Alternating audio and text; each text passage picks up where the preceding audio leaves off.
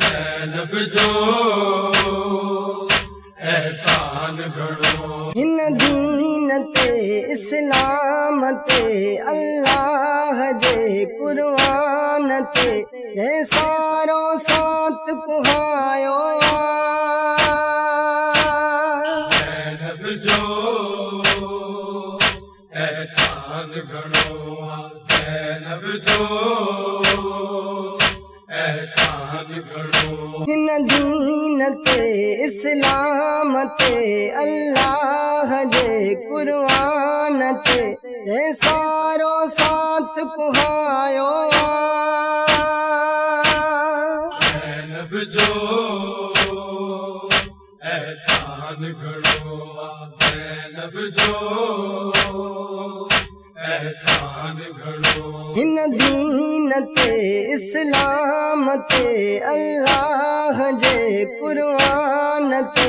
हे सारो साथ कुहायो ज़ैनब जो एहसान घणो ज़ैनब जो एहसान घणो साथी रही शबीर सा हर हिक कदम ते वीर सा रही शबीर सा हर हिक कदम ते वीर सा साथी रही शबीर सा हर हिक कदम ते वीर सा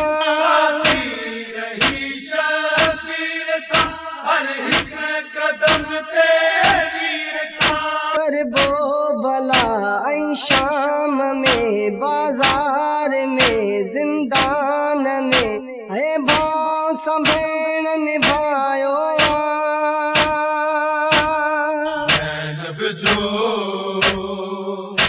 एहसान घणो ज़ैनब जो एहसान घणो हिन दीन ते इस्लाम ते अल्लाह जे कुर्बान ते जे सारो साथ कुहायो ज़ैनब जो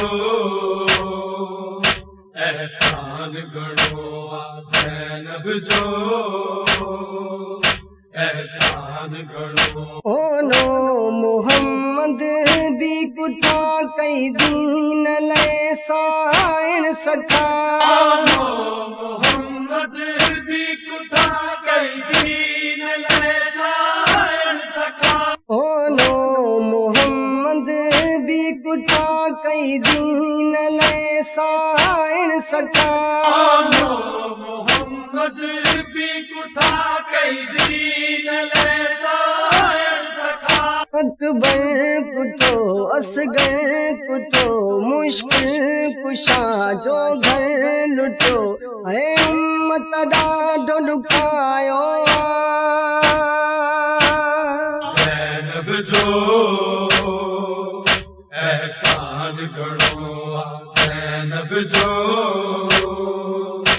एहसान घणो हिन दीन ते इस्लाम ते अल्लाह जे कुर्बान ते जे सारो साथ कुहायो ज़ैनब जो एहसान घणो ज़ैनब जो एहसान घणो अब्बास जा बाज़ू कलम साइण ॾिठा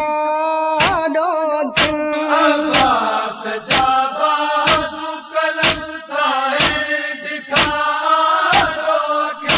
अब्बास जा बाज़ू कलम साइण ॾिठा अब्बास जा बाज़ू कलम साइण ॾिठा उन जी वफ़ा उन जो कसम ऊंचो सदा रहंदो अलम ई साइण ई फरमायो ज़ैनब जो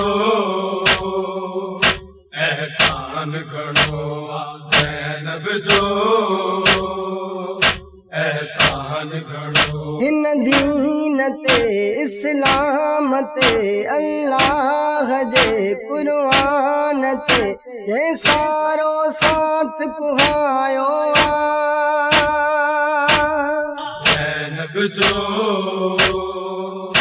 एहसान घणो आहे ज़ैनब जो एहसान घणो पुरसो ॾियूं ही ज़मीर था साइण खे पंहिंजे वीर जो ॾियूं ही ज़मीर था साइण खे पंहिंजे वीर जो पुरसो ॾियूं ही ज़मीर था साइण खे पंहिंजे वीर जो ॾियूं ही ज़मीर था साइण खे पंहिंजे वीर जो तीरनि मथां है सिर ॾिठा हर मोड़ ते पत्थर सटा ही मातम जंहिं टकरायो ज़ैनब जो एहसान घणो आहे ज़ैनब जो